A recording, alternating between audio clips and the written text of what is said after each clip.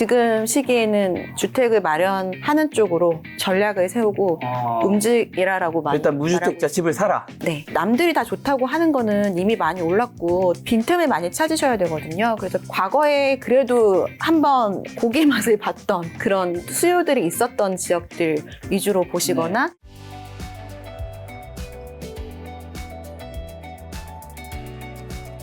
그러면 지금 수도권 기준으로 무주택자분들, 1주택자분들 어떻게 해야 되는 거죠? 정리 한번 해주신다면요. 이게 결론이죠? 그 얘기를 늘 마지막에 많이 물어보시는데 그러니까요. 결론은 사실 지금 시기에는 주택을 마련하는 쪽으로 전략을 세우고 움직이라라고 일단 무주택자 집을 사라. 네. 어떤 지역에 어떤 물건을 그러면? 그 말씀드린 대로 전세 시장이 너무 불안하기 때문에 일단은 주택 마련을 하는 쪽으로 많이 권유드리고요. 무주택자분들이 과거에는 결혼을 해야 주택 마련에 대해서 고민했는데 지금은 비혼이 많잖아요. 비혼임에도 불구하고 주택을 막 매입하려는 분들이 계세요. 근데 차이가 그 결혼을 하신 분들을 상담해보면 이제 아이들이 좀 잘 유해하지 않은 환경에서 자랄 수 있도록 뭐 학교 많고 이런 것들을 두루두루 보세요. 근데 비혼이시거나 이제 혼자 사시는 분들 같은 경우는 이제 그런 지역보다는 정말 굉장히 좀 저렴한 지역들, 출퇴근 편한 지역들을 보시거든요. 그러면 그런 데들을 보면 오피스텔 같은 주택들을 많이 골라오세요. 그러니까 저는 이름도 처음 들어본 그런 아파트들을 골라오시는데 사실 우리가 내 집 마련을 하려는 이유가 아직까지는 뭐 실거주면 전세를 살 거고 자산 증식을 위해서 이렇게 매입을 하는 거잖아요. 그래서 그 주택을 매입할 때는 신혼부부가 된 것처럼 생각을 하시고 매입 주택을 고르시라라고 말씀을 좀 드리고 싶고요. 또 하나는 10년 후에는 여기가 어떻게 될까를 좀 생각해 보시고 매입을 하시면 좋을 것 같습니다. 뭐 지역적으로 말씀을 드리면 과거 코로나 때 굉장히 많이 올랐기 때문에 네이밍이 붙여진 지역들이 있어요. 그러니까 노도광, 금강구 이런 지역들이 강남 상구 마용성 다음으로 네이밍이 붙여진 지역이거든요. 그때 많이 올랐기 때문에. 근데 그런 데들을 좀 보시는 게 좋을 것 같아요. 지금은 굉장히 많이 떨어졌고 전체적으로도 하락폭도 큰 편이에요. 가장 외곽이니까. 근데 시장은 이제 돌고 도는 거고 그 지역들이 올라갔던 이유들이 재정비에 대한 호재 때문이거든요. 근데 그 노원구, 뭐 도봉구 이런 데들은 아파트 비중이 가장 높은 지역 중에 하나니까. 근데 그게 지금은 기대감이 없으니까 이게 굉장히 크게 하락이 됐어요. 근데 거기가 아파트가 비중이 많다라는 거는 인프라가 되게 잘 갖춰져 있는 거예요. 왜냐하면은 아파트를 우리는 먼저 짓고 이제 전쟁 이후 60년, 70년대 이때 그 이후에 학교도 짓고 뭐 지하철도 만들고 했기 때문에 가서 보면은 인프라는 되게 잘 돼 있어요. 근데 주택만 되게 노후화되어 있는 경우들이 많거든요. 근데 재건축에 대한 부분들은 정권에서 해결을 그래도 해주리라고 믿습니다. 거기를 뭔가 이제 설계 같은 거나 짓는 방식을 달리하든 뭔가 다른 방법을 생각해서 노후화된 이런 재정비 사업들을 활성화할 수 있는 시기가 분명히 올 거기 때문에 그런 인프라 위주로 보시면 좋을 것 같아요. 예전에 그리고 많이 수요자들이 봤던 지역들, 그러니까 아무도 안 봐서 계속 장기적으로 쭉 뭐 평온했던 지역보다는 그래도 많이 오르락 내리락 했기 때문에 지금 더 힘든 지역이 나중에 또 시장이 다르게 변했을 때는 가능성도 있을 거라고 생각됩니다. 1주택자는 갈아타야 되나요? 여건이 되시면 갈아타는 거를 추천을 드려요. 근데 그건 너무 개별적으로 달라서 갈아타시려는 문의들 굉장히 많이 하세요. 근데 저희 임직원들도 그런 상담 요즘 많이 하는데 실제로 팔리는 경우가 거의 없어요. 거의 한 10% 있나? 근데 만약에 내가 이제 팔 수 있는 정도의 입지이고, 그러니까 팔 수 있다라는 거는 가격을 그래도 자기가 어느 정도 수용할 수 있는 금액 조정하면 팔 수 있는 지역들이라면은 이제 입지가 좀 더 좋거나 이런 쪽으로 갈아타기에는 좋습니다. 왜냐하면 이제 매물 자체가 기회가 있기 때문에 그렇습니다. 자, NH 이제 농협에 계시니까 아까 전에 지방의 상담도 많다고 하셔서 5대 강력시만 뭐 한 주 평으로 좀 점검 좀 해주신다면 지금 상황 앞으로 좀 올해 하반기 내년 어떻게 될지. 부산은요? 부산도 점차 회복되고는 있습니다. 부산의 문제는 부산을 일단 한마디로 이제 설명드리면 앞으로는 좀 더 좋아지리라고 기대가 되지만 일부 지역에 하나한다라고 여기도 말씀을 드려야 될 것 같습니다. 왜냐하면 이제 광역시 중에서 부산이 사실 제2의 수도인 지역인데 그렇죠. 지금까지도 근데 인구 감소나 고령화가 가장 빨라요. 그리고 재건축 재정비 대상지 물건이 제일 많고요. 왜냐하면 뭐 오래된 도시이기 때문에. 근데 마찬가지로 이제 서울의 외곽 같은 숙제가 있는 거죠. 인구는 계속 줄고 있는데 노후화된 주택들은 해결이 안 되고 있으니까 도시도 늙어가고 이제 인구도 늙어가고 있는 상황이 상황이거든요. 근데 그 와중에 투자 수요가 있는 몇 개의 지역들이 있어요. 외지에서 다 보고 있는 지역들, 뭐 해운대라던가 수영구, 뭐 일부 지역들 같은 경우에는 먼저 살아날 수 있는 또 지역들이 있긴 하거든요. 근데 여기도 이제 그 와중에 공급이 많았기 때문에 많이 침체가 됐었는데 이제는 그 저점은 좀 찍은 것 같고 앞으로는 좀 더 좋아질 수는 있어서 그 안에 살고 계시는 뭐 투자를 하라는 말씀을 드리기는 지금은 좀 너무 성급하고 그 안에 실거주 목적으로 보시는 분들은 지금 뭐 신축 위주로 좀 마이너스 피 나거나 아니면 입지 괜찮은데 최고가 대비 굉장히 많이 떨어져 있는 지역들은 좀 보셔도 괜찮을 것 같습니다. 근데 몇 년 전만 해도 부산이 어쨌든 탑2, 네. 한국의 탑2 도시고 서울에 있는 분들도 그래도 부산에 집 하나 정도는 뭐 해운대나 수영구에 있어야지 했는데 요즘엔 그런 인식 자체가 제가 들어보지도 못한 것 같아요. 맞아요. 뭔가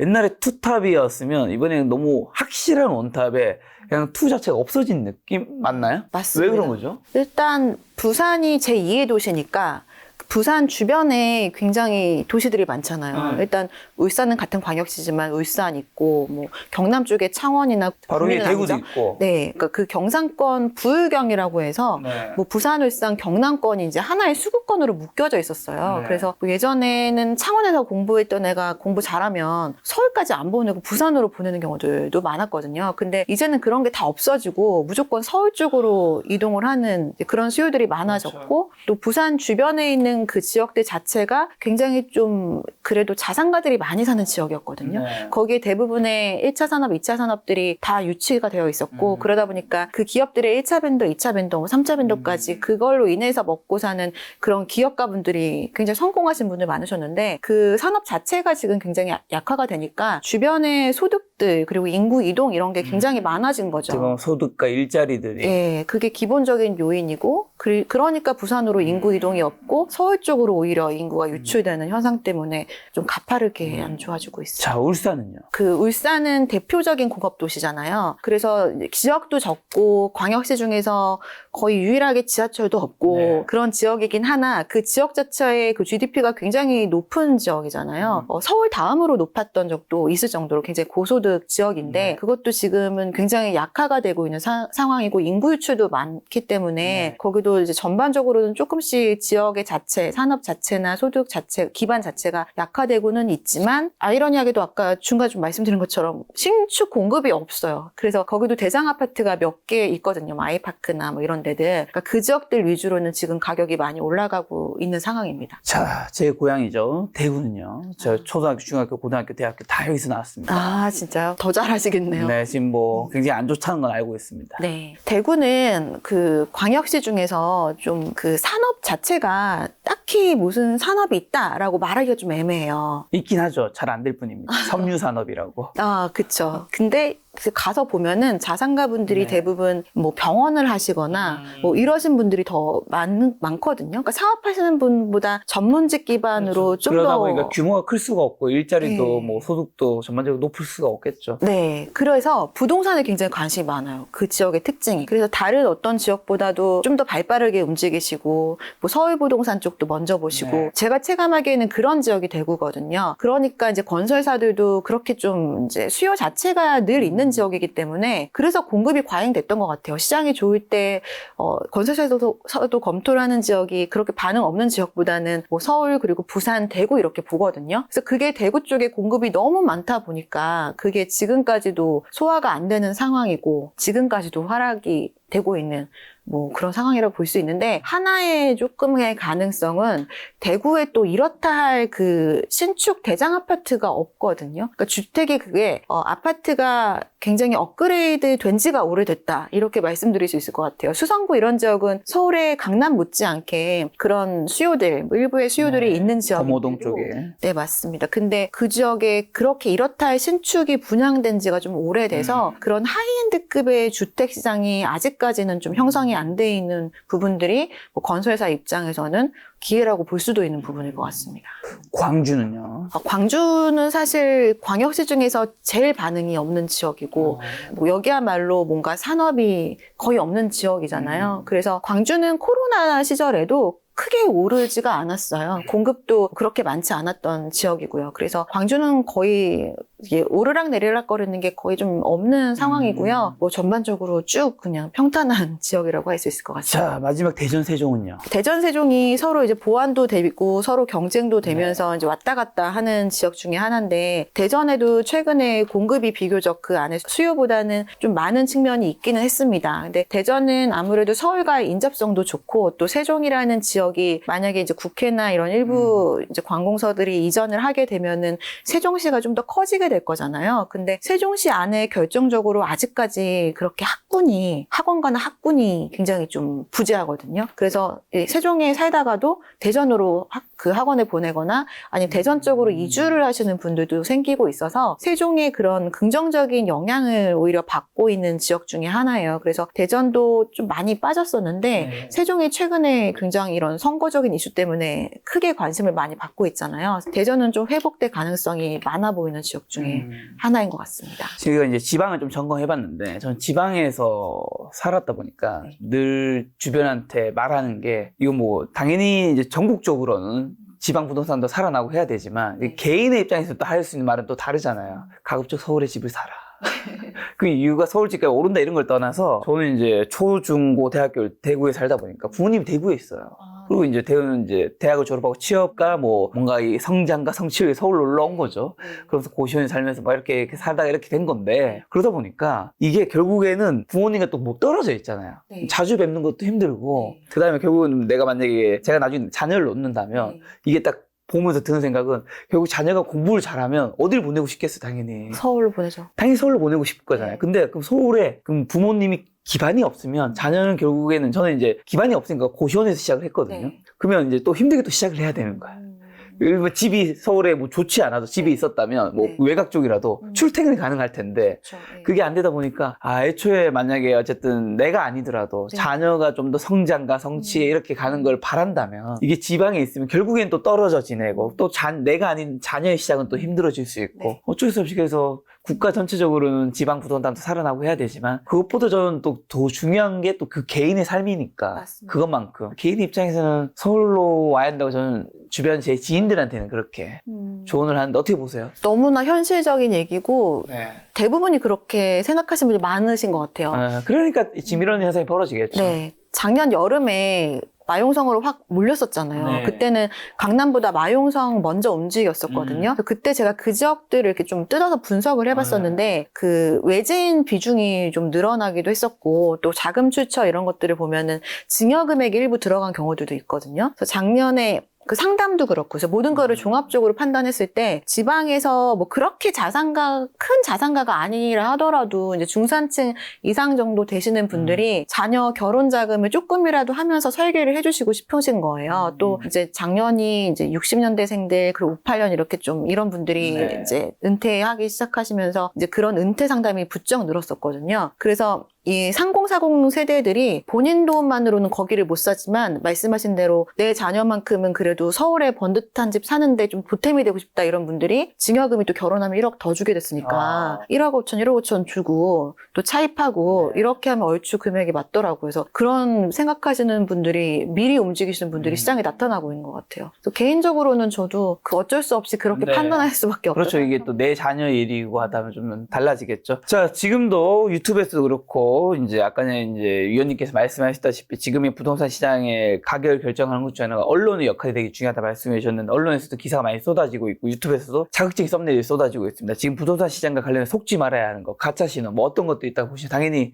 그런 기사들도 업이 그런 쪽이시다 보니까 다 체킹하실 텐데, 이런 거 사람들이 착각하거나 오해한다. 일단 그 공급 부족에 대한 부분. 그러니까 네. 지금은 기사들을 일단은 다 서울 아파트 얘기한다라고 생각하고 보셔야 될 것 같아요. 네. 기본적으로. 그래서 지금 주택시장 뭐 과열되고 있고 공급이 부족하다 이런 것들은 일부 시장에만 해당이 되는 얘기이기 때문에 네. 그걸 보고 너무 마음 급하게 움직이다 보면 더 많이 올라요. 그래서 너무 거기에 이렇게 현혹되면서 나의 그 범위 안에서 무리하지 않는 게 가장 중요한 것 같고요. 그리고 지금 선거기 때문에 오히려 지금 아직은 그 선거 운동이 활성화되지 않았지만, 그게 되면 그런 얘기 되게 많이 나올 거거든요. 그래서 그거를 가정하고 말씀드리면 GTX 같은 것들, 그런 것들은 좀 미리 움직이지 않으셨으면 좋겠습니다. 제가 가장 좀 충격받았던 것 중에 하나가 그 GTX 그 역이 발표된 날이 있어요. 네. 그 전 정권 시절이었던 것 같은데 그 여기 막 인덕원 생기고 왕심 생기고 이런 것들이 발표가 됐는데 그 다음날 인덕원 아파트 8구억짜리가 17억이 매물이 올라온 거예요. 하루 만에 뭐 10억이 호가가 뛴 거죠. 근데 그때 왕십리 주택도 17억 정도였거든요. 그러니까 거의 그런 GTX 호재 이런 것들이 너무 좀 크게 생각하다 보니까 시장에 바로 호가로 반영이 되면서 그 당시에 사셨던 분들은 가격을 회복하기 어려울 정도 금액으로 사신 분들도 있으시거든요. 그래서 선거 공약 안에서의 지금 예상이 될 뿐인 것들은 일단 조심하셔야 될 것 같습니다. 그럼 지금 특히 조심해야 되는 주택이나 가장 위험한 투자는 선거와 관련된 것들, 단기적인 그런 것들은 특히 조심해야 된다? 네. 네, 지금 마지막으로 2025년 하반기 한국 부동산 시장에 찾아올 주요 변화랑 투자 기회 한번 찝어주시면서 저희 시청자분들에게 마지막으로 개인적으로 하시고 싶은 말씀 있다면요. 네, 하반기 때는 상반기 때보다 더 역동적인 상황이 펼쳐질 수도 있다라고 생각합니다. 우리가 지금 뭐 반년 정도 굉장히 정책적인 이런 지원이 없는 상태에서 갑자기 돌발적인 정책으로 인해서 굉장히 크게 흔들리기도 하고 거기에 또 심리적인 영향을 받기도 하셨거든요. 근데 이제 하반기 때는 본격적으로 새로운 정권이 들어오면서 장기적인 주택의 변화 그리고 단기적인 시장 변화 같은 것들이 이제 나오기 시작할 텐데요. 그런 것들을 보실 때도 늘 명심하셔야 될 것들은 그냥 나 자신을 먼저 파악하시고 판단을 하시는 거를 당부를 드리고 싶습니다. 그런 관점에서 일단은 지금 같은 시기에는 우리나라 그 금융 규제 중에 DSR은 굉장히 영원할 것 같거든요. 그래서 DSR에 한해서 내가 가능한 범위를 한번 산정을 해보시고 그리고 이제 대출 금리가 최근에 4% 초에서 뭐 3% 중후반 정도 나오는데 그 정도 금리로 계산했을 때 내가 부담할 수 있는 이자를 같이 계산하셔가지고 그럼 내가 이 정도 금액은 뭐 투자 또는 뭐 부동산 매입에 내가 좀 할 수 있겠다라는 거를 지금 좀 정해 놓으시고요. 그 안에서 이제 투자든 뭐 내 집 마련이든을 하셔야 되는데 지금은 이제 남들이 다 좋다고 하는 거는 이미 많이 올랐고 또 금액이 너무 또 비싼 게 많기 때문에 빈틈을 많이 찾으셔야 되거든요. 그래서 빈틈을 찾으시려면 일단은 과거에 그래도 한번 고기 맛을 봤던 그런 수요들이 있었던 지역들 위주로 보시거나 아니면 아까 중간에도 말씀드렸지만 지금 너무나 고평가되어 있는 요인에 반대급부되는 그 안에서 좀 기회를 한번 찾아주실 거를 좀 말씀을 드리고요. 그리고 노후계획 도시나 그리고 재건축 재개발에 관련된 여러 가지 정부 정책이 지금 많이 펼쳐져 있어요. 근데 아마 정권이 새롭게 들어선다 하더라도 그거를 바꿀 수는 없을 것 같아요. 그럼 1기 신도시라던가 2, 3기 신도시는 계속해서 진행이 되는 거거든요. 근데 그게 개인적인 생각으로는 진행이 되기가 굉장히 어려운 상황이라 더디게 진행이 될 겁니다. 그래서 그런 그 장기간에 걸릴 걸로 예상이 되는 것들을 좀 이제 관심을 갖기보다는 그 오히려 지정되지 않은 지역들,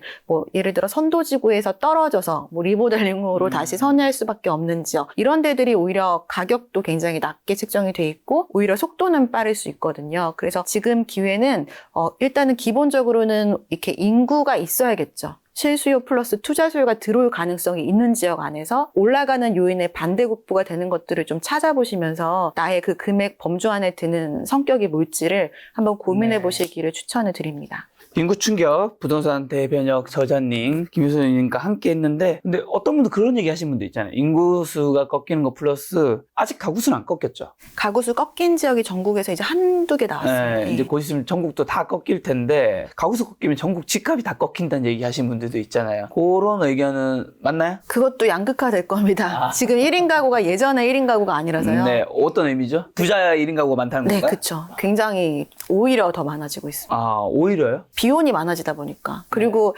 특히 남성분들 조금 불만을 갖고 있는 여성분들이 많으세요. 좀 뭐요? 굉장히 성공하신 나이가 차신 남성분들이 굉장히 비혼이 많아지시고 계십니다. 그거에 대한 뭐 누가 여자의 불만이 많다고요? 여자들의 불만이 많더라고요. 그게 무슨 말이죠? 그러니까 성공하거나 좀 이렇게 결혼을 해서 이제 가정도 꾸리고 아이도 낳아야 될 만한 분들이 아이 결혼 안 해버리는 그냥 이 자산으로 본인이 너무 풍족하고 행복하게 살다 보니까 이 자산을 나 혼자 쓰고 싶어 이런 일부 분들이 계시더라고요. 아무튼 그런 수요들이 좀 늘어나고 있습니다. 저는 늘 말씀드리죠, 여러분. 결혼 꼭 하셨으면 좋겠습니다. 저도 꼭 할 거고요. 다음번에 또 위원님 모시고 부동산 관련해 좋은 이야기 들어보도록 하겠습니다. 오늘 만난 손님은 김효선 위원님이었습니다. 지금까지 여러분 소중한 시간 함께해 주셔서 정말 감사합니다. 오늘도 김 작가였습니다. 고생 많으셨습니다. 네, 감사합니다.